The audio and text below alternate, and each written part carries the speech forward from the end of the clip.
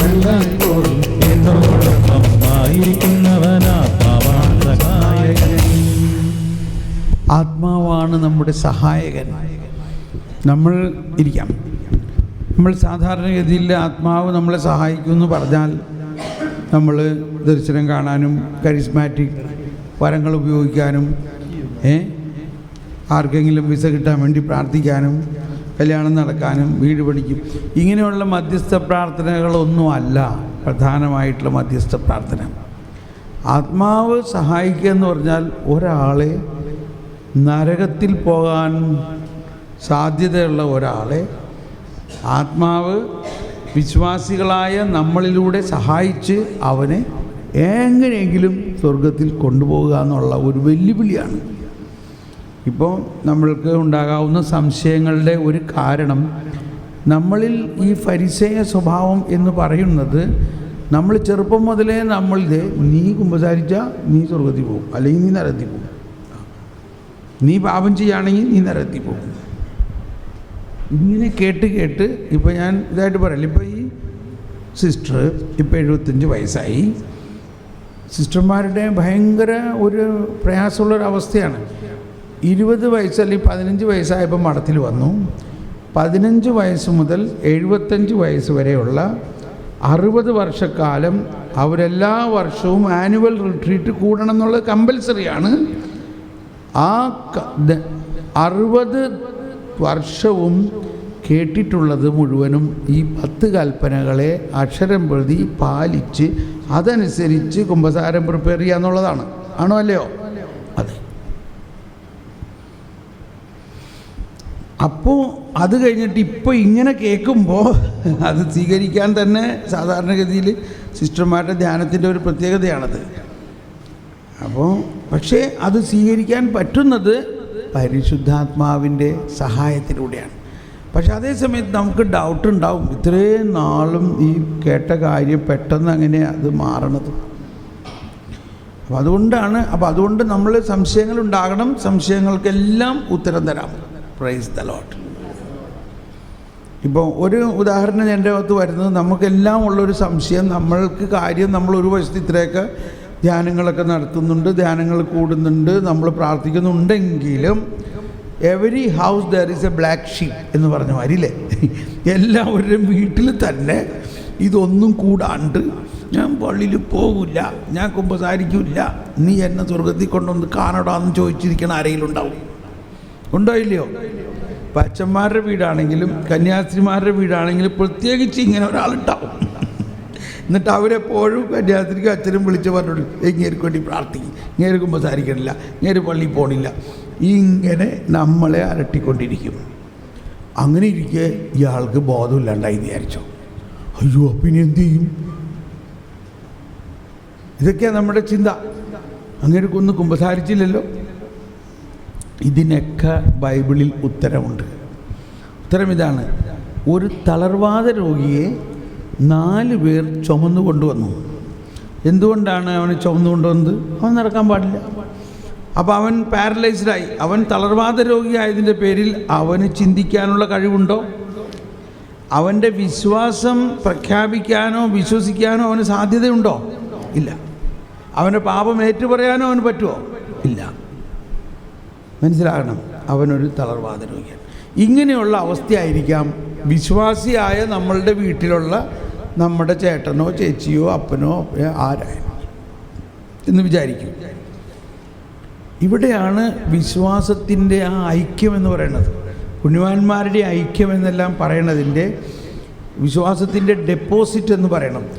ഈ തളർവാദ രോഗിയെ ചുമന്നു കൊണ്ടുവന്ന 4 പേര്, ഇവർ ആരാണെന്ന് ഇനി നിങ്ങൾ കണക്ക് കൂട്ടണം. ഒരു പക്ഷേ നിങ്ങളായിരിക്കാം, ഒരു പക്ഷേ ആ വീട്ടിലെ മറ്റുള്ളവരായിരിക്കാം, ഒരു പക്ഷേ അവിടുത്തെ പ്രാർത്ഥനാ ഗ്രൂപ്പുകാരായിരിക്കാം, ഒരു പക്ഷേ 4 കന്യാസ്ത്രീമാരായിരിക്കാം. പക്ഷെ അവർ 4 വിശ്വാസികളാണ്. അവർ കൊണ്ടുവന്നപ്പോൾ ഈശോ ശുശ്രൂഷ ചെയ്തുകൊണ്ടിരിക്കുന്ന ആ സ്ഥലത്തിന് ചുറ്റും വലിയൊരു ജനാവലി. ആ വീട്ടിലേക്ക് കയറാൻ പോലും പറ്റണില്ല. അത്രയ്ക്ക് പ്രതിബന്ധങ്ങളാണ് യേശുവിനെ കാണാൻ. എന്നിട്ട് അവർ വിചാരിച്ചോ മടങ്ങിപ്പോകാമെന്ന്? വിചാരിച്ചോ? ഇല്ല. ഇതാണ് നമ്മൾ രാവിലെ പറഞ്ഞ തീഷ്ണത, ഒരു ചാവേർപ്പടയുടെ തീഷ്ണത. അവർ വല്ലവരുടെയും വീടിൻ്റെ മുകളിൽ അങ്ങ് കുത്തിപ്പൊളിക്കാൻ തുടങ്ങി. എന്തെല്ലാം ലിറ്റിഗേഷൻസ് വരാൻ സാധ്യതയുണ്ട്. നാളെ ഇവരുടെ പേരിൽ ഇയാൾ കൊണ്ടുവന്ന് കേസ് കൊടുത്തൂടെ? കൊടുക്കില്ലയോ? വല്ലവരുടെയും വീട് കുത്തിപ്പൊളിച്ചാൽ. ഇതൊക്കെ പോപ്പ് ഫ്രാൻസിസിൻ്റെ ടീച്ചിങ്ങാണ് ഈ പറയണത്. അവർ പലതരത്തിൽ അവർക്ക് പ്രശ്നങ്ങളുണ്ട്. അതൊന്നും അവർ കാണുന്നില്ല. അവരൊന്നേ കാണുന്നുള്ളൂ, ഇവനെ രക്ഷിക്കണം, ഇവനെ യേശുവിൻ്റെ അടുത്ത് കൊണ്ടുചെല്ലണം. അപ്പോൾ ഈ മറ്റുള്ളവരുടെ വീടിൻ്റെ കൂര പൊളിക്കുന്നു എന്നത് ഭയങ്കര ഒരു സിംബോളിസമാണ്. അതായത് ഒരു സാധാരണഗതിയിൽ ഉണ്ടാകാവുന്നതിനേക്കാൾ വലിയ എല്ലാ പ്രതിബന്ധങ്ങളെയും അവർ വിശ്വാസത്തിലൂടെ നേരിട്ടുകൊണ്ട് അതിനെ മറികടന്നുകൊണ്ട് ആ കൂര കട്ടാമ്പാറ വെച്ച് പൊളിച്ച് അവർ ഇവനെ താഴോട്ടങ്ങ് ഇറക്കുകയാണ്. ഇപ്പോഴാണ് വിശ്വാസത്തിൻ്റെ വലിയൊരു രഹസ്യം. അവരുടെ വിശ്വാസം കണ്ടിട്ട് മർക്കോസ് 2:5 അവരുടെ വിശ്വാസം കണ്ടിട്ട് ഒന്ന് ശ്രദ്ധിക്കണം. അവിടെ യേശു എന്ത് പറഞ്ഞു? യേശു അവനോട് എന്ത് പറഞ്ഞു? മകനെ. കണ്ടോ, ഇതാണ് ഇവിടുത്തെ ഏറ്റവും പ്രധാന സന്ദേശം. യേശു അവനോട് എന്ത് പറഞ്ഞു? എല്ലാവരും നേറ്റ് പറഞ്ഞേ, മകനെ. അത്രയും പറയാം. ഒന്ന് പറഞ്ഞേ എല്ലാവരും, മകനെ. നമ്മുടെ ഇന്നത്തെ വിശ്വാസത്തിൻ്റെ നിലപാടനുസരിച്ച്, അല്ലെങ്കിൽ നമ്മുടെ നിലപാടനുസരിച്ച് ആരാണ് മകൻ? ഒരു മാമോദിസ സ്വീകരിച്ച ഒരാളല്ലേ? അവൻ മകനായില്ലേ? അവൻ ദൈവമകനായില്ലേ? അപ്പോൾ എന്ത് തരത്തിലുള്ള മാമോദിസ ഇവന് കിട്ടിയേക്കണേ? അപ്പോൾ ഇതെല്ലാം വിസ്മയനീയത എന്ന് പറഞ്ഞ് അവനെ ദൈവം കാണുന്നത് മകനെ. അവൻ വിശുദ്ധനായിട്ടാണോ? അവൻ വലിയ അശുദ്ധനാണെന്നുള്ളതിന് അടുത്ത വാക്ക് പറയുന്നുണ്ട്. എന്താ പറയണേ? നിന്റെ പാപങ്ങൾ ക്ഷമിക്കപ്പെട്ടിരിക്കുന്നു. ഇപ്പം ആർക്കോ വലിയൊരു സൗഖ്യം കിട്ടുന്നുണ്ട്.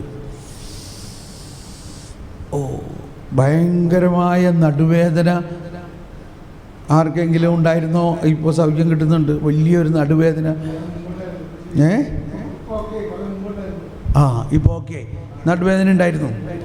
ഒന്ന് കർത്താവിനെ സ്തുതിച്ച് നന്ദി പറഞ്ഞ യേശുവേ സ്തോത്രം, സ്തോത്രം.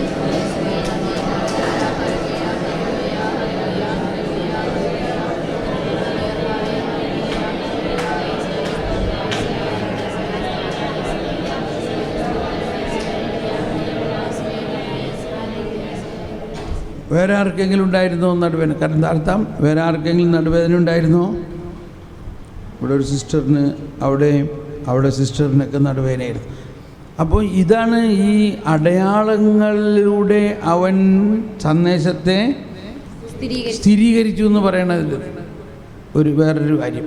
അപ്പോൾ നമ്മളിപ്പോൾ പറഞ്ഞ ഈ സന്ദേശം കൃത്യമാണെന്നും കർത്താവിന് അത് സന്തോഷമാണെന്നും പറയാനാണ് എനിക്ക് ആ വേദന തന്നത്. കർത്താവിനൊരു പരിപാടി ഭയങ്കര ഒരു വേദനയായിരുന്നു. ഓക്കെ. അപ്പോൾ ഒരുപക്ഷെ ആ തളർവാദ രോഗിയുടെ വേദന എന്നെ റിഫ്ലക്റ്റ് ചെയ്തിട്ടുണ്ടാകാം. മകനേ, നിൻ്റെ പാപം ഞാൻ ക്ഷമിച്ചിരിക്കുന്നു. ഇപ്പോൾ അവൻ്റെ വിശ്വാസത്തിലൂടെയാണോ അവന് ക്ഷമ കിട്ടിയത്? അല്ല. അപ്പോൾ ഇതാണ് രക്ഷയുടെ വിശാലത. വിശ്വാസികളായ നമ്മളുടെ മധ്യസ്ഥ പ്രാർത്ഥനയിലൂടെ അനേകം ആത്മാക്കളെ നേടാൻ പറ്റും. ഇപ്പോൾ വിശുദ്ധ കൊച്ചുറേസ്യയുടെ, അത് വേറൊരു ഫിലിമാണ്, കൊച്ചുറേസ്യയും ഫ്രൻസീനി ട്രിപ്പിൾ മർഡർ, 3 കൊലപാതകം ചെയ്ത ഫ്രൻസീനി പശ്ചാത്തപിക്കുന്നില്ല, കുമ്പസാരിക്കുന്നില്ല. അവനെ തൂക്കുമരത്തിൽ കയറ്റാൻ, ഗില്ലറ്റിനിൽ കയറ്റാൻ കൊണ്ടുപോകുന്നു. ഈ ന്യൂസെല്ലാം പേപ്പറിൽ വന്നത് കേട്ടിട്ട് 14 വയസ്സായ കൊച്ചു ത്രേസ്യ വിശ്വസിച്ചു. നല്ല കള്ളനോട് കർത്താവ് കരുണ കാണിച്ചുവെങ്കിൽ ഈ ഫ്രൻസീനിയോട് കർത്താവ് കരുണ കാണിക്കും എന്ന് വിശ്വസിച്ച് അവൾ പ്രാർത്ഥിച്ചു.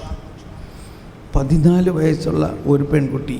എന്നിട്ട് അവൾ പറഞ്ഞു, എൻ്റെ ഈ കുഞ്ഞിൻ്റെ കണ്ണുനീര് അങ്ങ് വില തരും, അങ്ങ് ഫ്രൻസീനിയെ രക്ഷിക്കും എന്ന് ഞാൻ വിശ്വസിക്കുന്നു. Praise the Lord. അതാ ആത്മകഥയിൽ എഴുതിയിട്ടുള്ളതാണ്. She felt confident. ഞാൻ വിശ്വസിക്കുന്നു അങ്ങ് അവനെ രക്ഷിക്കും, പക്ഷെ അത് മാത്രം പോരെ, എനിക്കൊരു അടയാളം തരണം. ഇതെൻ്റെ ആദ്യത്തെ കുഞ്ഞാണ് സ്വർഗത്തിലേക്കുള്ള. എന്നിട്ട് അവൾ പ്രാർത്ഥിച്ചുകൊണ്ടിരുന്നു. പിറ്റേ ദിവസം കൊലമരത്തിൽ അല്ലെങ്കിൽ ഗില്ലറ്റിനിലേക്ക് ഫ്രൻസീനിയെ പട്ടാളക്കാർ പിടിച്ചുകൊണ്ട് പോകുമ്പോൾ ഗില്ലറ്റിൻ്റെ അടുത്ത് തല വയ്ക്കാൻ നോക്കുമ്പോൾ പെട്ടെന്ന് തല വലിച്ചു. അപ്പോൾ ഇവരുടനെ പിടിച്ച് കൊതറന്നു. അവൻ കൊതറണാണ്ടപ്പോൾ ഇവരുടനെ പിടിച്ചു. അവൻ അങ്ങോട്ടേക്ക് ചെരിഞ്ഞ് നോക്കിയപ്പോൾ അവിടെ ഇവൻ എല്ലാ ദിവസവും കുമ്പസാരിക്കാൻ ഇവൻ്റെ പുറകെ നടന്നിട്ട് ഇവൻ തിരസ്കരിച്ച ആ അച്ഛൻ ഒരു കുരിശുമായിട്ട് അവിടെ നിൽക്കുന്നു. ആ കുരിശിലേക്ക് നോക്കിയിട്ട് പറഞ്ഞു, ആ കുരിശിങ്ങ് കൊണ്ടുവരിക, ആ കുരിശ് രൂപം കൊണ്ടുവരിക. അച്ഛൻ ഓടിക്കൊണ്ടുപോയി കൊടുത്തു. ആ കുരിശ് 3 പ്രാവശ്യം ചുംബിച്ചുകൊണ്ട് അവൻ കണ്ണുനീർ ഒഴിച്ചു. ആ അവസാന നിമിഷം 30,000 ജനങ്ങൾ ആ എക്സിക്യൂഷൻ കാണാൻ, പരസ്യമായിട്ട് നടത്തിയ എക്സിക്യൂഷൻ കാണാൻ വന്നിട്ടുണ്ടായിരുന്നു. അവരെല്ലാവരും ഇതിന് സാക്ഷിയായി. പിറ്റേ ദിവസത്തെ ന്യൂസ് പേപ്പറിൽ മുഴുവനും ന്യൂസായി, ഫ്രൻസീനി അന്ത്യനിമിഷത്തിൽ ക്രിസ്തുവിനെ സ്വീകരിച്ചു, മരിച്ചു. Praise the Lord. കൊച്ചു ത്രേസ്യയ്ക്ക് ന്യൂസ് പേപ്പർ വായിച്ച് കേട്ടപ്പോൾ കൊച്ചു ത്രേസ്യ കണ്ണുനീര് കൊണ്ട് ന്യൂസ് പേപ്പർ മുഴുവനും നനഞ്ഞു. എന്നിട്ട് പറഞ്ഞു, ഇതാണ് എൻ്റെ വിളി. Praise the Lord. ഞാൻ പ്രാർത്ഥിച്ച അനേകരെ സ്വർഗത്തിൽ കൊണ്ടുവരും. അപ്പം നമ്മളുടെ കണക്കുകൂട്ടലുമാതിരി അല്ല കാര്യത്തിൻ്റെ കിടപ്പ്. കർത്താവ് നമ്മുടെ പ്രാർത്ഥനയിലൂടെ, വിശ്വാസികളായ നമ്മുടെ പ്രാർത്ഥനയിലൂടെ അനേകരെ സ്വർഗത്തിലേക്ക് കൊണ്ടുവരും. അതിൻ്റെ ഉദാഹരണങ്ങളാണിത്. അപ്പം ഈ തളർവാദ രോഗിയുടെ അടയാളമാണ് മറ്റു പലരും. കുമ്പസാരിക്കാനും സമയം കിട്ടുന്നില്ല, അന്ത്യകുദാശ സ്വീകരിക്കാൻ പോലും പറ്റണില്ല എന്ന് വിചാരിച്ചോ? ഇത് തളർവാദ കിടക്കണ, കോമയിൽ കിടക്കണ ആൾക്ക് ആയിരിക്കൂടെ? പക്ഷെ അവിടെയും നമ്മുടെ വിശ്വാസത്തിന് അങ്ങനെയുള്ള ഒരു ആത്മാവിനെ നേടാൻ ശക്തിയുണ്ടെന്നും കർത്താവ് അത്രയ്ക്ക് കരുണയാണെന്നും നമ്മൾ വിശ്വസിക്കണം. ഇത് കൃത്യമായിട്ട് ബൈബിളിൽ കിടക്കുന്ന ഒരു കേസല്ലേ ഇത്. മനസ്സിലാവുന്നുണ്ടോ? ഞാനിത് പറഞ്ഞു കഴിഞ്ഞപ്പോൾ ഇപ്പോൾ യൂറോപ്പിലൊക്കെ ഉള്ള പല ചേട്ടത്തിമാർ ഓടി വന്നിട്ട്, അയ്യോ എൻ്റെ ഭർത്താവ് അങ്ങനെയായിരുന്നേ, അങ്ങേര് ഒരിക്കലും പള്ളിയിൽ പോയിട്ടില്ല, ഭയങ്കര കള്ളുകൂടിയനായിരുന്നു, ഞാൻ എന്നും പ്രാർത്ഥിച്ചിരുന്നു. ഒരു ദിവസം മരിക്കണേന് 2 ദിവസം മുമ്പ് ഇയാൾ പറയാണ്, എനിക്കൊന്ന് കുമ്പസാരിക്കണം. Praise the Lord. ഞാൻ ഉടനെ ഓടിച്ചെന്ന് അച്ഛനെ വിളിച്ചുകൊണ്ടൊന്ന് കുമ്പസാരിച്ചു. പിറ്റേ ദിവസം ആൾ മരിച്ചു. ഒന്ന് അന്ത്യനിമിഷത്തിൽ പോലും അവരെ മാനസാന്തരത്തിലേക്ക് നയിക്കാൻ പരിശുദ്ധാത്മാവും, ജീവൻ്റെ അടയാളത്താൽ മുദ്രകുത്തപ്പെട്ട ആരാണ് നമ്മൾ? ജീവൻ്റെ അടയാളത്താൽ മുദ്രകുത്തപ്പെട്ട നമ്മളെ പരിശുദ്ധാത്മാവിൻ്റെ റെസ്പോൺസിബിലിറ്റിയാണ് ഇവനെ എങ്ങനെയെങ്കിലും ഏതെങ്കിലും ചാനലിലൂടെ കൊണ്ടുവരണം. അപ്പോൾ ഒരുപാട് ചാനലുകളുണ്ട് അവനെ അവസാന നിമിഷത്തിൽ ഇടപെടാനായിട്ട്.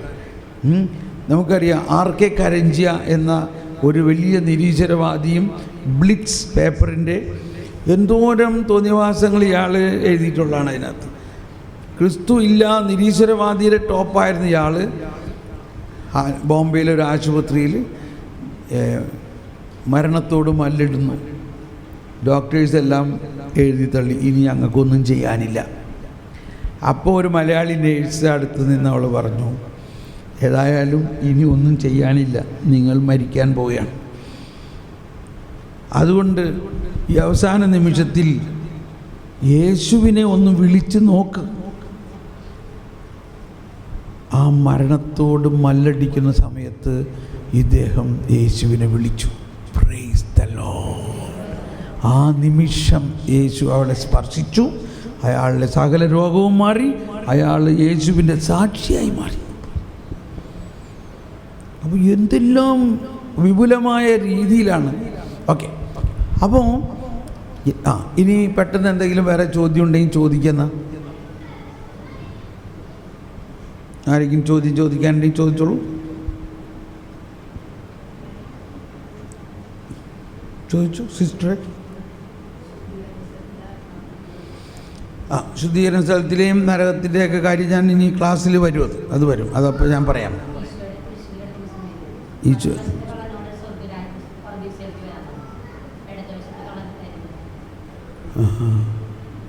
നമുക്ക് അയാളോട് ചോദിക്കാം.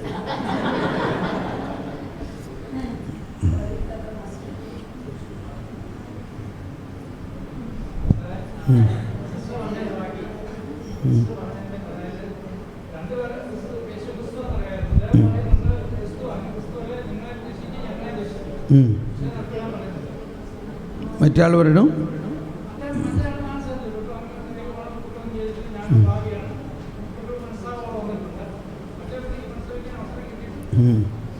അവസരം കിട്ടിയിട്ട് അയാൾ മനസ്സിൽ വയ്ക്കുന്നില്ല. പക്ഷെ എന്ന് വിചാരിച്ചുകൊണ്ട് അയാൾ നരകത്തിൽ പോകുന്നു നമുക്കൊരു ഗ്യാരണ്ടി ഇല്ല. എന്ത് കാരണം വെച്ചാൽ അയാൾ നരകത്തിൽ പോകണം പറയും. അയാൾ ഈ ഇതെല്ലാം പറയുന്നുണ്ടെങ്കിലും കർത്താവിൻ്റെ കരുണ അതിനപ്പുറത്താണ്. കർത്താവ് അയാളുടെ മുമ്പിൽ തന്നെ വെച്ചുകൊണ്ട് അവന് വേണ്ടി മരിക്കുകയാണ്. ഈ കർത്താവ് പറഞ്ഞതും അയാൾ ഇവനോട് പറഞ്ഞ വചനങ്ങൾ അയാളുടെ അകത്ത് ചെന്നിട്ടുണ്ടോ? ചെന്നിട്ടുണ്ട്. ചിലപ്പോൾ അയാൾ മരണത്തിന് ഒരു നിമിഷം മുമ്പ് ഹൃദയത്തിൽ ചിന്തിച്ചിട്ട് നമുക്ക് എവിടെയും പഴകിയിട്ടില്ല. ഇത് ഒരു സെക്കൻഡ് മതി. അതായത് ചില വിശുദ്ധർ പറഞ്ഞേക്കുന്നത് ഒരാൾ ആത്മഹത്യ ചെയ്യാൻ ഈ പാലത്തിൽ നിന്ന് ചാടി, പക്ഷേ ഈ ചാടണ ആ ഗ്യാപ്പ് മുകളിൽ നിന്ന് വെള്ളത്തിൽ വരെ വീണ ആ ഗ്യാപ്പിൽ അയാൾ വേണമെങ്കിൽ കർത്താവേ രക്ഷിക്കണേ എന്ന് പറഞ്ഞാൽ അയാൾ രക്ഷപ്പെടും. എന്നുപോലെ ഇതെല്ലാം പറഞ്ഞു കഴിഞ്ഞിട്ട് ഈ കള്ളൻ യേശുവിന് തൊട്ടടുത്ത്, രക്ഷകൻ തൊട്ടടുത്ത് കിടന്ന് പാവം രക്ഷിക്കുന്നത്, ആരുടെ പാവം രക്ഷിക്കുന്നത്? ഭൂലോക പാപം നീക്കുന്ന ദൈവത്തിൻ്റെ എമ്പുരാട്ടിയും കുട്ടിയായി ശോമ്പുരാനെ. അതിനകത്ത് അയാളുടെ പാപം ഉൾപ്പെട്ടിട്ടുണ്ടോ? ഞാനിതിങ്ങനെ ഇല്ലേ ഡിസ്കഷൻ ചെയ്യണത് നല്ലതാണ്. അയാളുടെ പാപം ഉൾപ്പെട്ടിട്ടുണ്ടോ? അയാൾ പാപം ചെയ്തത് ആദത്തിൻ്റെ പാപം മൂലമല്ലേ? അപ്പോൾ ഈ കാരണം കൊണ്ട് വക്കീലായ തോമസ് പോൾ ആഗ്രഹിക്കുന്നത് അയാളെ സ്വർഗത്തിലേക്ക് സ്വീകരിക്കണമെന്നാണ്. എല്ലാ പാപവും നമ്മൾ ഈ മാരകം ചെയ്ത് കർത്താവിനെ സംബന്ധിച്ച് എല്ലാ പാപങ്ങളും കർത്താവ് ചുമച്ച് ഏറ്റെടുത്തു. എല്ലാ പാപവും ഏറ്റെടുത്തോ? കർത്താവ് ചുമച്ച പിറക്കിയാണോ പാപം ഏറ്റെടുത്തത്? കർത്താവ് ചുമച്ച നമ്മളിവിടുത്തെ ഈ ചെറിയ ചെറിയ പാപങ്ങളാണ്. അതാണ് ഞാൻ പറയുന്നത്, വലിയ വലിയ കൊലപാതകികളെയൊക്കെ കർത്താവ് സ്വർഗത്തിൽ കൊണ്ടുപോയി. ഇപ്പം ഇതെല്ലാം പറയുമ്പോൾ നിങ്ങൾക്കുണ്ട് ഇതൊക്കെ പറയുകയാണെങ്കിൽ പാപം ചെയ്യാൻ ലൈസൻസ് ആവുന്നതാണ്. ലൈസൻസ് ആവില്ല. നമ്മൾ സത്യം അറിയുന്നില്ലെങ്കിൽ, സത്യം അറിയുകയാണെങ്കിൽ നമ്മൾ ആ സത്യം നമ്മളെ സ്വതന്ത്രമാക്കും. നമ്മളുടെ ഉള്ളിൽ ദൈവത്തിൻ്റെ കൃപ അത്രയ്ക്ക് ശക്തമായി ഉദിക്കും. അല്ലെങ്കിലോ നമ്മൾ സത്യമറിയാതെ അന്ധകാരത്തിലിരിക്കും. അങ്ങനെയുള്ള നമ്മളെ സുവിശേഷവൽക്കരണത്തിന് ഉപയോഗിക്കില്ല. എന്തുകൊണ്ടാണ് തോമസ് പോളിന് റെസ്റ്റ് ഇല്ലാണ്ട് ഇതേമാതിരി സുവിശേഷം പ്രഘോഷിക്കാൻ ഉപയോഗിക്കണേ? ഞാൻ ഇതായിട്ട് പറയാമല്ല. എന്തുകൊണ്ടാണ്? ഇപ്പോൾ ഈ ഓരോ 2 മാസത്തിൻ്റെ അകത്ത് ഞാൻ ലോകം മുഴുവനും കറങ്ങി വരണം. ഇപ്പോൾ ഇവിടുത്തെ ധ്യാനം കഴിഞ്ഞ്, അത് കഴിഞ്ഞ് അച്ഛന്മാരുടെ ധ്യാനം കഴിഞ്ഞ്, അത് കഴിഞ്ഞ് ചങ്ങനാശ്ശേരിയിൽ വരേണ്ട ഒരു ദിവസത്തേക്ക്, പിന്നെ ബീച്ച് കൺവെൻഷൻ കൊല്ലത്ത്, അത് കഴിഞ്ഞിട്ട് നേരെ യൂറോപ്പിലേക്ക് പോകുന്നു. അവിടെ നമ്മൾക്ക് ഓഫീസും സ്റ്റുഡിയോ അവിടെയുള്ള പ്രഘോഷണങ്ങളൊക്കെ നടത്തുന്നു. 9 ദിവസം നീണ്ടു നിൽക്കുന്ന സെമിനാർ ജർമ്മൻകാർക്ക്.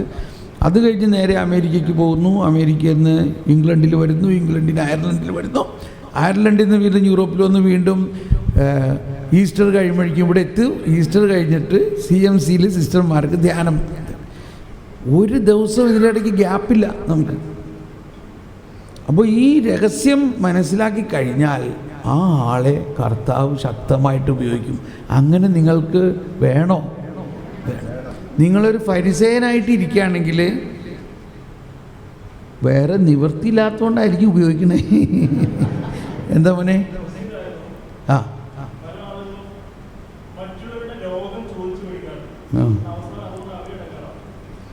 ഒന്നുകൂടി പറഞ്ഞ മറ്റുള്ളവരുടെ രോഗം.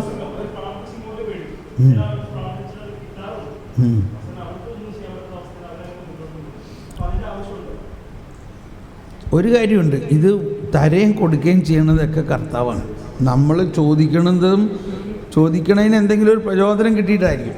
ഇതെല്ലാം വിവിധ തരത്തിലുള്ള വിളികളാണ്. ചിലർക്ക് ജീവിതം മുഴുവനും സഹിക്കാനുള്ള വിളിയാണ്.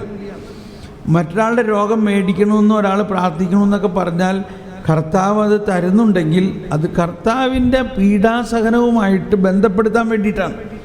നമ്മൾ സഹനത്തെക്കുറിച്ച് ക്ലാസ് വരുന്നേ ഉള്ളൂ, അതിപ്പോൾ ഞാൻ മനസ്സിലാക്കും. അതായത് എല്ലാവരുടെയും സഹനവും യേശുവിൻ്റെ സഹനത്തിൻ്റെ ഒരു പങ്കാളിത്തമാണ്. എന്തുകൊണ്ടാണ്? നമ്മളിൽ യേശു ഉള്ളത് കൊണ്ട്. അപ്പോൾ അങ്ങനെയുള്ള രോഗങ്ങൾ നമ്മൾ എടുക്കുന്നു എന്ന് പറഞ്ഞാൽ ആ സഹനം യേശുവിൻ്റെ സഹനത്തോട് ചേർന്ന് യേശുവിനെ ആശ്വസിപ്പിക്കുന്നു. അപ്പോൾ അതോടുകൂടി തന്നെ ആ വ്യക്തി മോക്ഷത്തിലേക്ക് പോകും. Praise the Lord. ഓക്കെ, അപ്പോൾ ഇനി നമുക്ക് സിസ്റ്ററിന് ഉത്തരം കിട്ടുമോ? ഞാൻ പറഞ്ഞതിൻ്റെ മറ്റേ നല്ല കള്ളൻ്റെ കാര്യം ക്ലിയറായോ?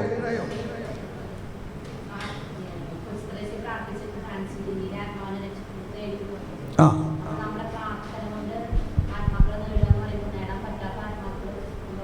എന്തുകൊണ്ട് നേടാൻ പറ്റില്ല?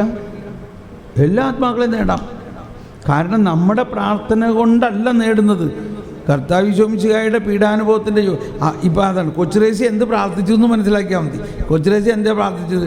കർത്താവേ, നീ ഇവർക്ക് വേണ്ടിയെല്ലാം കർത്താവ് ഈശോമിശിഹായുടെ പീഡാസഹനത്തിൻ്റെ യോഗ്യതയിലൂടെ ഇവനോട് കരുണയായിരിക്കണമെന്ന് അവന് വേണ്ടി മധ്യസ്ഥം വഹിക്കുകയാണ്. ആര് പ്രാർത്ഥിച്ചിട്ടായാലും കർത്താവ് ഈശോമിശിഹായുടെ യോഗ്യതയിലൂടെയാണ് ഇതെല്ലാം നടക്കുന്നത്. നമ്മൾ പ്രാർത്ഥിക്കുമ്പോൾ നമ്മൾ വിശ്വസിക്കുന്നു, കർത്താവേ, നീ ഇവനു കൂടി വേണ്ടിയാണ് പീഡ സഹിച്ചതെന്ന് ഞാൻ വിശ്വസിക്കുന്നു. നീ ഇവനു കൂടി വേണ്ടിയാണ് രക്ഷ കൊടുത്തത്. പക്ഷെ അവന് ആ വിശ്വാസമില്ല. അതുകൊണ്ട് അവന് പകരം ഞാൻ വിശ്വസിക്കുന്നു, എൻ്റെ വിശ്വാസത്തിലൂടെ അവൻ്റെ ആത്മാവിലേക്ക് കരുണ ഒഴുക്കണേ. അതാണ് മധ്യസ്ഥ പ്രാർത്ഥന. ഓ എൻ്റെ ഈശോയെ, എല്ലാവരും ഞങ്ങളുടെ പാപങ്ങൾ ക്ഷമിക്കണമേ, നരകാഗ്നിയിൽ ഞങ്ങളെ രക്ഷിക്കണേ, എല്ലാ ആത്മാക്കളെയും വിശിക്ഷ അങ്ങയുടെ സഹായം ഏറ്റവും കൂടുതൽ ആവശ്യമുള്ള ആത്മാക്കളെ. ഓക്കെ, ഇനി ഇങ്ങനെ നിൽക്കട്ടെ. നമുക്ക് ഇന്നിപ്പോൾ ഇവിടെ പരസ്യമായിട്ടുള്ള ആരാധന ഇന്നില്ല. നമ്മൾ ഈ ക്ലാസ് കണ്ടിന്യൂ ചെയ്യുന്നു. ഇപ്പം മണി എത്രയായി? 9:10. 9:30 കഴിഞ്ഞാൽ ഉച്ചത്തിൽ പാടില്ല എന്ന്. അപ്പോൾ മൈക്ക് ഉപയോഗിക്കാം, വലിയ ഒച്ചയിൽ വേണ്ട. ഓക്കെ, ഇപ്പോൾ ഇനി നമ്മൾ മനസ്സിലാക്കാൻ പോകുന്നത്, ഇപ്പോൾ ഞാൻ പറഞ്ഞു വന്നത് ഇടയനും ആടുമാണ്. ഈ രക്ഷയുടെ ഈ രഹസ്യം മനസ്സിലാക്കാൻ ബൈബിളിൽ മുഴുവനുമുള്ള ഒരു നല്ല പ്രതീകമാണ് ഇടയനും ആടും. അപ്പോൾ ശ്രദ്ധിക്കണം. ഒന്ന് കൈവീശി കാണിച്ച്. ഓൾറൈറ്റ്, എല്ലാവരും എവേക്കല്ലേ? അപ്പം നമ്മൾ പറഞ്ഞു നല്ല ഇടയനും അല്ലാത്ത ഇടയനും. അപ്പോൾ ഈ നിങ്ങളുടെ ആടുകളിൽ കണ്ടോ, ആരോടാ പറഞ്ഞത്? ഫരിസേയരോടാ പറഞ്ഞത്. അവരുടെ സാധാരണഗതിയിൽ ആടുകളെ കൊണ്ട് അവർ പുല്ല് തിന്നാൻ പച്ച ഉള്ളിടത്ത് പോകുമ്പോൾ ഈ മരുഭൂമി കടന്ന് വേണം പോകാൻ. അവിടെ ചെറിയ പച്ച കാടുകളൊക്കെ ഉണ്ടാകാം, കുറ്റി കാടുകളൊക്കെ ഉണ്ടാകും, പച്ച പുല്ലൊക്കെ ഉണ്ടാകും. അതിൻ്റെ ഇടയിൽ ആടുകൾ തീറ്റ കഴിഞ്ഞ് കഴിയുമ്പോൾ സാവധാനം ഇവർ വിളിക്കും ഇടയൻ. അപ്പോൾ ഞാൻ പറഞ്ഞില്ല ഇടയൻ്റെ സ്വരം, ഇടയൻ്റെ ഓരോ ഇടയനും സ്വരമുണ്ട്. അപ്പോൾ ആ ഇടയൻ അപ്പോൾ ആടുകളൊക്കെ അവിടെ നിന്ന് വന്നു. അപ്പോൾ ഇനി കുറേ പ്രാവശ്യം അവിടെയൊക്കെ നടന്നപ്പോൾ ഈ ആടുകളൊക്കെ ഇങ്ങനെ വന്നു. ഈ ആടുകളെ കൊണ്ട് ഇയാൾ ആ പച്ചപ്പുല്ല് ഭാഗത്തുനിന്ന് മരുഭൂമിയിലേക്ക് നീങ്ങി. മരുഭൂമിയിലേക്ക് നീങ്ങിക്കഴിഞ്ഞിട്ട് ആടുകളെ എണ്ണി നോക്കും. 10, 15, 20, അങ്ങനെ 50, 60, 70, 80, 90, 95, 96, 97, 98. അയ്യോ, ഒരാടിനെ കാണാനില്ലല്ലോ. എൻ്റെ ഒരാടിനെ കാണാനില്ല. ഇയാളാകെ പരവശ്യമാവും. ആട് വരാനില്ല. ഇപ്പോൾ ഈ 99 ആടുകളെയും അവിടെ വിട്ടിട്ട്, ഈ ആടുകളെക്കുറിച്ച് ഒരു അറിയില്ല, അവിടെ സിംഹമോ കരടിയൊക്കെ വന്നതിനെ പിടിച്ചുകൊണ്ട് പോകാം. ഈ കാണാതെ പോയ ആടിനെ അന്വേഷിച്ച് ഈ ഇടയൻ ഓടാൻ തുടങ്ങണം. ആട് വഴിതെറ്റിപ്പോയാൽ അത് തിരിച്ചു വരില്ല, അതിന് വഴിയറിയില്ല എന്നുള്ളത് മാത്രമല്ല, അതെവിടെയെങ്കിലും പോയി ചില കുറ്റി കാടിലോ കുഴിയിലോ വീണ് കിടക്കുന്നുണ്ടാവും. ആ വീഴ്ചയൊക്കെയാണ് മനുഷ്യ ആത്മാവിൻ്റെ തളർച്ചയും വീഴ്ചയും. അപ്പോൾ ഈ ഇടയൻ അത് കഴിഞ്ഞിട്ട് ഈ ആടിനെ അന്വേഷിച്ച് ഇങ്ങനെ പോയി പോയി പോയി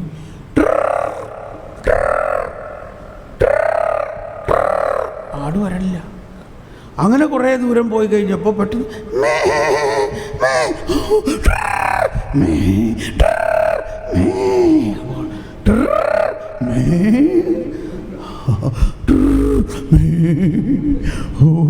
എൻ്റെ കുഞ്ഞാടേ, അങ്ങനെ ഈ ആടിനെ കണ്ടപ്പോൾ ഉള്ള സന്തോഷം കൊണ്ട് ഇനി ആടിനെ നടത്തൊന്നുമില്ല, ആടിനെ തോളിലേറ്റി ഈ ഇടയൻ ഇങ്ങനെ നടക്കും. ഇതാണ് കരുണയുടെ വർഷം മുഴുവനും നമ്മൾ കണ്ട ചിത്രം. അപ്പോൾ ഇവിടെ നമ്മൾ മനസ്സിലാക്കേണ്ടത്, ഇത് പറയുമ്പോൾ പാപം ചെയ്യാൻ ലൈസൻസ് അല്ല, സത്യമാണ്. എത്ര വലിയ പാപിയെയും അന്വേഷിച്ചു വരുന്ന ഒരു ദൈവമാണ്. അവനെ അന്വേഷിച്ച് അവനെ നേടാൻ അന്വേഷിക്കുന്ന ഒരു ദൈവമാണ്. ഇത് നിങ്ങൾ വിശ്വസിക്കുന്നുവോ? വിശ്വസിക്കണം.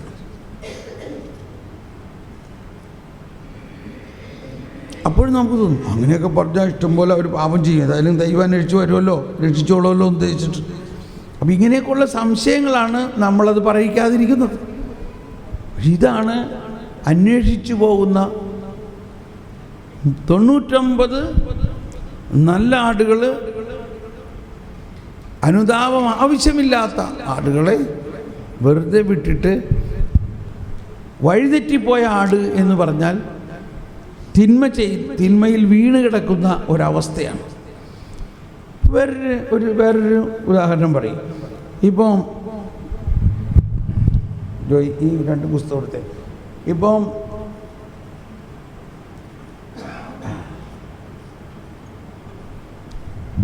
ഈ പുസ്തകം ഒരാത്മാവാണ്, പാപമൊന്നും ചെയ്യാത്ത ഒരാത്മാവാണ്. ഈ ആത്മാവിനെ സ്വർഗത്തിലേക്ക് എടുക്കാൻ വലിയ ഭാരമൊന്നും ആവശ്യമില്ല. അതേസമയത്ത് ഈ ആത്മാവ് ഭയങ്കര പാവക്കുഴിയിലുള്ളതാണ്, കനമുണ്ട്. ഇപ്പം ആരെ സ്വർഗത്തിൽ കൊണ്ടുപോകാനാണ് കൂടുതൽ ശക്തി ആവശ്യം? പാപത്തിൽ കിടക്കുന്ന ആളെ. ഇപ്പം ഇത് ഈ തലത്തിൽ നിന്ന് മുകളിലേക്ക് ഉയർത്തണോ, പാപത്തിൻ്റെ കുഴിയിൽ നിന്ന് മുകളിലേക്ക് ഉയർത്തണോ? എന്തിനാണ് കൂടുതൽ ശക്തി ആവശ്യം? കുഴിയിൽ കിടക്കുന്ന ആൾ. അപ്പോൾ ദൈവത്തിന് ഈ തിന്മ ഒന്നും ചെയ്യാത്ത ഒരാത്മാവിനെ സ്വർഗത്തിലേക്ക് കൊണ്ടുപോകാന്ന് പറയുന്നത് വലിയ കാര്യമൊന്നുമില്ല.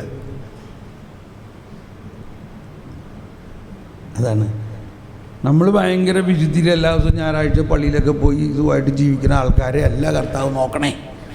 ഈ പള്ളിയിലൊന്നും വരാതെ വലിയ പാപത്തിൻ്റെ കുഴിയിൽ കിടക്കുന്ന ആളുകളെയാണ് കർത്താവിന് നോട്ടം. Praise the Lord. മനസ്സിലാവുന്നുണ്ടോ? എന്താ നമ്മൾ ആഗ്രഹിക്കണേ? അതല്ലേ ശരിയാണോ? അപ്പോൾ എന്തിനാണ് കൂടുതൽ കൃപയുടെ ആവശ്യം? കൃപയുടെ ആവശ്യം കുഴിയിൽ നിന്നൊരാളെ പൊക്കിയെടുക്കാനാണ്. അതുകൊണ്ടാണ് പൗലോസ് പറയുന്നത്, പാപം വർദ്ധിച്ചിടത്ത് കൃപ അതിലേറെ വർദ്ധിക്കുന്നു. ഇതെല്ലാം പറയുന്നത് സത്യം എന്തെന്ന് മനസ്സിലായാൽ മാത്രമേ നമ്മൾക്ക് ഈ ഒരു ഫ്രീഡം കിട്ടുള്ളൂ, ഒരു സമാധാനം ഉണ്ടാവുള്ളൂ, സന്തോഷം ഉണ്ടാവുള്ളൂ, ആനന്ദം ഉണ്ടാവുള്ളൂ. സത്യം അറിഞ്ഞാലേ ദൈവരാജ്യം പടരുകയുള്ളൂ. 2000 വർഷമായിട്ടും, എന്നോട് ക്ഷമിക്കണം ഞാനിത് പറയുന്നത്, ഈ കേരളക്കരയിൽ 2000-ഓളം വർഷം ഏതാണ്ടായി സുവിശേഷം വന്നിട്ടും നമ്മളിപ്പോഴും ഒരു ഫരിസേയ സുവിശേഷത്തിലാണ് നിൽക്കുന്നത്. സുവിശേഷം യഥാർത്ഥമായിട്ട് അനാവരണം ചെയ്ത് വരുന്നേയുള്ളൂ എന്നാണ് എൻ്റെ ഒരു കണ്ടുപിടുത്തം. അത് ആരുടെയും തെറ്റല്ല, അതതിൻ്റെ ഒരു ബയോളജിക്കൽ ഗ്രോത്താണ്. നമ്മൾ 19 വർഷമായിട്ടുള്ളൂ ബൈബിൾ നമ്മുടെ കയ്യിൽ കിട്ടിയിട്ട് ഇല്ലേ? ഇപ്പം നമ്മൾ പഠിച്ചു തുടങ്ങിയിരിക്കുന്നു. പഴയ നിയമം പഠിച്ചു, ഇനി പുതിയ നിയമത്തിലേക്ക് നമ്മൾ വരണം. പുതിയ നിയമത്തിൽ വരുമ്പോൾ ഈ ഈശോയുടെ തന്നെ പ്രബോധനങ്ങൾ പഠിക്കണം, പിന്നെ പൗലോസ്ലീഹായുടെ ലേഖനങ്ങൾ പഠിക്കണം. ഈശോ പറഞ്ഞിരിക്കുന്ന ഉപമകളിലാണ് ദൈവരാജ്യത്തിൻ്റെ രഹസ്യം. ഓക്കെ, ഇനി നമ്മൾ ലൂക്ക 15 വരാം. അപ്പോൾ ലൂക്ക 15 ആദ്യത്തെ ഉപമ വഴിതെറ്റിയ ആടിൻ്റെ ഉപമയെ നമ്മളിപ്പോൾ മനസ്സിലാക്കി. ആ ആടിനെ കണ്ടുകിട്ടിയപ്പോൾ ഇടയൻ വലിയ സന്തോഷത്തോടെ അവനെ കൊണ്ടുവന്ന് മറ്റുള്ളവരോട് പ്രഘോഷിക്കുകയാണ്, കണ്ടോ എൻ്റെ കാണാതെ പോയ ആടിനെ കണ്ടുകിട്ടി എന്ന പോലെ ഒരാത്മാവിനെ പ്രതി സ്വർഗത്തിൽ വലിയ സന്തോഷമുണ്ടാവും. ഇനി രണ്ടാമത്തെ ഉപമ കാണാതെ പോയ നാണയമാണ്. 10 നാണയമുണ്ടായിരുന്ന ഒരമ്മച്ചിക്ക് ഒരു നാണയം കാണാതെ പോയി. ഈ അമ്മച്ചി ആ വീട് മുഴുവനും അടിച്ചടിച്ച് അതിനെ കണ്ടുകിട്ടുവോളം അടിച്ച് മറ്റ് അഴുക്കുകളുടെ ഇടയിലൊക്കെ നോക്കി അവിടെ നിന്ന് ഈ നാണയത്തെ കണ്ടുകിട്ടിയപ്പോൾ ഈ അമ്മച്ചി ഭയങ്കര സന്തോഷിക്കുകയാണ്, കണ്ടോ എൻ്റെ കാണാതെ പോയ നാണയം കണ്ടുകിട്ടി. രണ്ടും ഏതാണ്ട് ഒരേ സെയിമാണ്. പക്ഷെ എന്താണ് ഇവിടെ വ്യത്യാസം?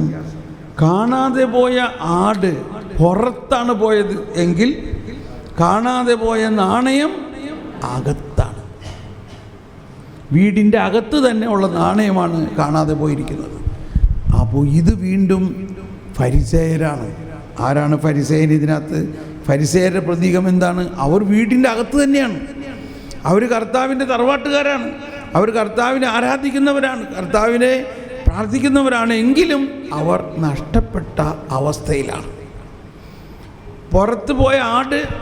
അപ്പോൾ ഇത് വാസ്തവത്തിൽ ഈ ആദ്യത്തെ ഇളയ മകനാണ് പുറത്തു പോയ ആടിന് തുല്യം. മൂത്ത മകനാണ് അകത്തു പോയ നാണയത്തിന് തുല്യം. ഇനി വരിക, ഇപ്പോൾ ഇളയവൻ പോയി സകലതും നശിപ്പിച്ച് അങ്ങനെ പന്നിക്കുഴിയിൽ കിടക്കുമ്പോൾ അവന് സുബോധമുണ്ടായി. ഇത് അവൻ്റെ കഴിവുകൊണ്ടൊന്നുമല്ല. ഇവിടെ നിന്ന് പിതാവിൻ്റെ ഹൃദയം അവന് വേണ്ടി കരയുകയായിരുന്നു. അവൻ്റെ അമ്മയും പെങ്ങന്മാരും എല്ലാം മധ്യസ്ഥം വഹിക്കുകയായിരുന്നു. അതുകൊണ്ടാണ് അവന് ആ മനസാന്തരം ഉണ്ടായത്. അവൻ തിരിച്ചു വന്നു. ഇനി ഇവിടെ നമ്മൾ മനസ്സിലാക്കേണ്ടത്, അവൻ ചെയ്ത ഒരു കുറ്റവും പിതാവ് കാണുന്നില്ല. അവൻ വലിയ ലിസ്റ്റൊക്കെ ഉണ്ടാക്കി, പാപത്തിൻ്റെ വലിയ ലിസ്റ്റൊക്കെ ഉണ്ടാക്കിയിട്ടാണ് വന്നത്. പക്ഷേ അവനെ കെട്ടിപ്പിടിച്ച് ആലിംഗനം ചെയ്ത് അവന് മോതിരമണിയിച്ചു, അവന് പുതിയ പാദരക്ഷകൾ കൊടുത്തു, അവന് വെള്ള വസ്ത്രം അണിയിച്ചു എന്ന് പറഞ്ഞാൽ അവനെ നീതീകരിച്ചു. ആളുകളോട്, എടാ മുഴുത്ത കാളയെ വെട്ട്, ഇതാ എൻ്റെ മകൻ തിരിച്ചു വന്നിരിക്കുന്നു. അവൻ മൃതനായിരുന്നു, എന്നാൽ അവനിപ്പോൾ ജീവിക്കുന്നു. വലിയ സന്തോഷം. അപ്പോൾ ഇത് നമ്മളെല്ലാം കേട്ടു കഴിഞ്ഞിട്ടുള്ള ഒരു ഭാഗമാണ്. പിതാവിൻ്റെ കരുണയുടെ വലിയ കാര്യം. അവനെ ശിക്ഷിച്ചോ, മറിച്ച് പിതാവിന് വലിയ സന്തോഷമായി. ആ സന്തോഷം കൊണ്ട് കാളയെ വെട്ടി വലിയ ആഹ്ലാദത്തിലിരിക്കുമ്പോൾ വൈകുന്നേരമായപ്പോൾ ഈ ചേട്ടച്ചാർ ജോലി കഴിഞ്ഞ് വരികയാണ്. അവൻ എന്തിത്ര വലിയ ഭയങ്കര പാട്ടും ഡാൻസും, എൻ്റെ വീട്ടിൽ ഇത്രയും വലിയ ഒരു പാർട്ടി നടന്നിട്ട് ഞാൻ അറിയണില്ലെന്നോ. അപ്പോൾ വേലക്കാരോ പറഞ്ഞു, ദൗവേ നിൻ്റെ അനുജൻ തിരിച്ചു വന്നിരിക്കണോ, അതുകൊണ്ട് ഞങ്ങളെല്ലാം നിൻ്റെ അപ്പൻ ഭയങ്കര സന്തോഷമായിട്ട് മുഴുത്ത കാളിയെ വെട്ടി എല്ലാവരും വലിയ സന്തോഷത്തിലാണ്. വായോ. അവനെന്തിനാ തിരിച്ചു വന്നേ? അവൻ്റെ കണക്ക് അവസാനിപ്പിച്ച് അവൻ പോയതല്ലേ. ഇപ്പം ഇനി അവന് ഉള്ള സ്വത്തിൻ്റെ ഭാഗം വീണ്ടും അവന് കൊടുക്കണമെന്നോ? അവൻ ഒട്ടും സന്തോഷമില്ല. ഇതാണ് ഫരിസേയൻ നമ്പർ 1. അവന് സന്തോഷമില്ല ഇവൻ തിരിച്ചു വന്നതിൽ. ഇനി ശ്രദ്ധിക്കണം, ഇനി അവൻ പറഞ്ഞ കാര്യമാണ് ഈ ഉപമയുടെ ക്ലൈമാക്സ്. അവസാനം രാവിലെ ഇളയ മോനെ വിളിക്കാൻ താഴോട്ട് ഇറങ്ങി, ഇപ്പോഴേ മൂത്ത മോനെ വിളിക്കാൻ താഴോട്ട് വന്നു. അപ്പൻ വന്നിട്ട് പറയാണ്, മകനെ. അപ്പോഴേക്കും ഇവൻ പറയാൻ തുടങ്ങി, ഞാൻ ഈ കാലം അത്രയും അങ്ങേക്ക് ദാസ്യവേല ചെയ്തു. കണ്ടോ എന്ത് ചെയ്തു എന്ന് പറഞ്ഞാൽ, ഞാനൊരു അടിമയായിട്ട് ജോലി ചെയ്യായിരുന്നു അപ്പന്. ഞാൻ അപ്പൻ്റെ സകല പ്രമാണങ്ങളും ഒന്നുപോലും ലംഘിച്ചിട്ടില്ല. കണ്ടോ, അവൻ 10 പ്രമാണവും കാത്തിട്ടുണ്ട്. ഇതൊക്കെ അതിനകത്ത് പറഞ്ഞേക്കണമല്ലോ, ഒന്ന് വായിച്ച സിസ്റ്ററെ. നിങ്ങൾക്ക് വിശ്വസിക്കാൻ പറ്റുന്നുണ്ടോ ഈ പറഞ്ഞതുമായിട്ടുള്ള ബന്ധം? എന്താ പറഞ്ഞേ? എന്നാൽ അവൻ പിതാവിനോട് പറഞ്ഞു, നോക്കൂ, എത്ര വർഷമായി ഞാൻ നിനക്ക് ദാസ്യവേല ചെയ്യുന്നു. ഒരിക്കലും നിന്റെ കൽപ്പന ഞാൻ ലംഘിച്ചിട്ടില്ല. എങ്കിലും എന്റെ കൂട്ടുകാരോടൊപ്പം ആഹ്ലാദിക്കാൻ ഒരു ആട്ടിൻകുട്ടിയെ പോലും നീ എനിക്ക് തന്നില്ല. എന്നാൽ വേശ്യകളോട് ചേർന്ന് നിന്റെ സ്വത്തുകളെല്ലാം ധൂർത്തടിച്ച നിന്റെ ഈ മകൻ തിരിച്ചു വന്നപ്പോൾ അവന് വേണ്ടി നീ കൊഴുത്ത കാളയെ കൊന്നിരിക്കുന്നു. ഇതാണ് ഫരിസേയരോടാണ് പറയണത്. ശ്രദ്ധിക്കണം. ഇവൻ പറയാണ്, ഇക്കാലം അത്രയും ഞാൻ നിനക്ക് ദാസ്യവേല ചെയ്തു, കൽപ്പനകളെല്ലാം ഞാൻ പാലിച്ചു. അതാണ് യേശു ക്രിസ്തുവിൽ വിശ്വസിക്കുന്നില്ലെങ്കിൽ അവൻ ദൈവമകനല്ല, അവൻ മകനല്ല. അവൻ ആരാണ്? അവൻ ദാസനാണ്. കൽപ്പന പാലിക്കുന്നത് ആരാ?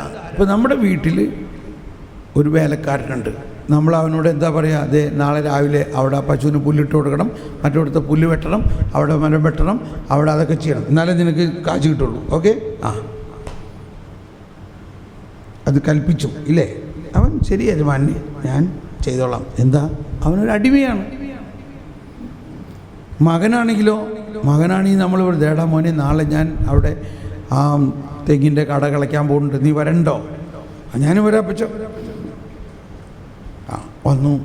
വന്ന് അവനത് കണ്ടു.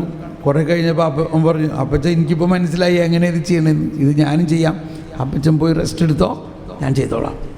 ശരിയാണോ അല്ലയോ?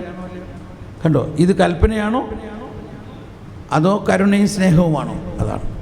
അതാണ് ഈശോ തന്നെ പറഞ്ഞിട്ടുള്ളത്, മകൻ പിതാവ് ചെയ്യുന്നത് കണ്ട് അതുപോലെ തന്നെ ചെയ്യണം. അപ്പോൾ എന്താണ് ഈ ഉപമയിലെ സാരാംശം? മൂത്ത മകനായിരുന്നിട്ടും വീട്ടിൽ അപ്പൻ്റെ കൂടെ തന്നെ ആയിരുന്നിട്ടും അവൻ മറ്റവനേക്കാൾ നഷ്ടപ്പെട്ട അവസ്ഥയിലായിരുന്നു. അവൻ അറിയുന്നില്ല. അവൻ എന്തറിയുന്നില്ല? അവൻ മകനാണെന്ന് അറിയുന്നില്ല. ഇതാണ് ഫരിസേയ സ്വഭാവത്തിൻ്റെ ഏറ്റവും ദൂഷ്യവശം. കൽപ്പനകളെ മുറുക്കെ പിടിക്കുമ്പോൾ മകനല്ല, മറിച്ച് സ്നേഹവും കരുണയും മുറുക്കെ പിടിക്കുമ്പോൾ മാത്രമേ നമ്മൾ മകനാകുന്നുള്ളൂ.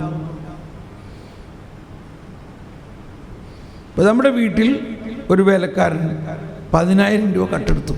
എന്ത് ചെയ്യും? അവനെ പിരിച്ചുവിടും. ഡിസ്മിസ്ഡ്. കൈവീശി കാണിച്ച് ഹല്ലേലൂയ. അവനെ പിരിച്ചുവിട്ടു. ആർക്കും ഒരു കംപ്ലൈൻറ്റും ഇല്ല. അവൻ ചെയ്ത തെറ്റാണ്, അതനുസരിച്ച് അവനെ ശിക്ഷിച്ചു. എന്തുകൊണ്ടാണ്? അവൻ വേലക്കാരനാണ്, അവൻ അടിമയാണ്. ഒരാഴ്ച കഴിഞ്ഞപ്പോൾ നമ്മുടെ മകൻ, സ്വന്തം മകൻ, ഏക മകൻ, അവൻ 10,000 രൂപ കട്ടെടുത്തു. ഇവനെ പിരിച്ചുവിടാൻ പറ്റുമോ? പറയും. ഇവനെ പിരിച്ചുവിടാൻ പറ്റുമോ? അവനെ എന്ത് ചെയ്യണം? അപ്പോൾ ശരിക്കും പ്രാക്ടിക്കലല്ലേ ഇത്? അവനെ വിളിച്ചിട്ട് നമ്മൾ എന്ത് പറയും? എടാ മോനെ, ഈ പപ്പയും മമ്മിയും ഈ കഷ്ടപ്പെട്ട് രാപകലില്ലാതെ കഷ്ടപ്പെട്ട് ഉണ്ടാക്കണത് മുഴുവനും നിനക്കുള്ളതല്ലേടാ, നീ പിന്നെ എന്തിനിങ്ങനെ ചെയ്യണേ? ഇതിനാണ് സുബോധമുണ്ടായത്. ക്ഷമിക്കണം അപ്പച്ച, ഇനി ഞാൻ ആവശ്യമുണ്ടെങ്കിൽ ചോദിച്ച് മേടിച്ചോളാം. ഗുഡ്. അതാണ് മകൻ. മാമോദീസായിലൂടെ നമ്മൾ ആരാണ്? മക്കളാണ്. മക്കളാണെങ്കിൽ പിതാവിൻ്റെ സകല സമ്പത്തിൻ്റെയും അവകാശികളാണ്. മക്കളാണെന്നുള്ള ബോധ്യമാണ് നമുക്കുണ്ടാകേണ്ടത്.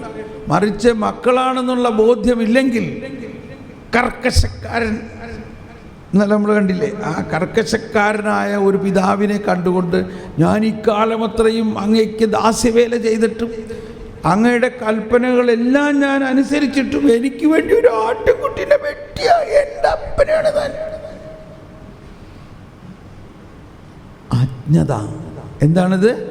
അജ്ഞത, വിശ്വാസമില്ലായ്മ. അപ്പൻ പറയാണ്, എടോ മകനേ, മകനേ, നീ എന്തീ പറയണേ? നീ എപ്പോഴും എൻ്റെ കൂടെയല്ലേ? എനിക്കുള്ളതെല്ലാം നിനക്കുള്ളതല്ലേടാ? എനിക്കുള്ളതെല്ലാം നിനക്കുള്ളതാണ്. ഇവനെന്താ ചിന്തിച്ചിരിക്കണേ? എനിക്ക് വേണ്ടി ഒരു ആട്ടിൻകുട്ടിയെ വെട്ടിയോന്ന്.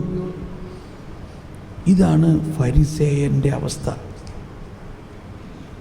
അപ്പോൾ ഈ മൂത്ത മകനാണ് ആ വീടിൻ്റെ ഉള്ളിൽ നഷ്ടപ്പെട്ട നാണയം. എന്നാൽ ദൈവത്തിൻ്റെ കരുണ ഈ രണ്ട് അവസ്ഥയെയും രക്ഷിച്ചു. കാണാതെ പോയ ആടിനെയും കിട്ടി, കാണാതെ പോയ നാണയവും കിട്ടി. അതായത് ഇളയ മകനെയും നേടി, മൂത്ത മകനെയും നേടുന്ന അവസ്ഥയാണ് ദൈവത്തിൻ്റെ കരുണ.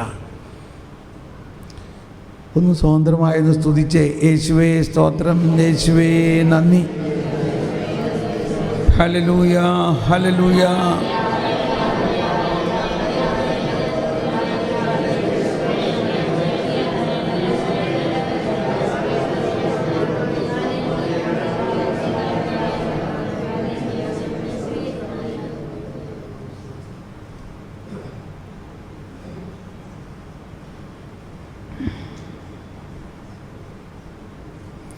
കണ്ണുകളടച്ച് ഒരു നിമിഷം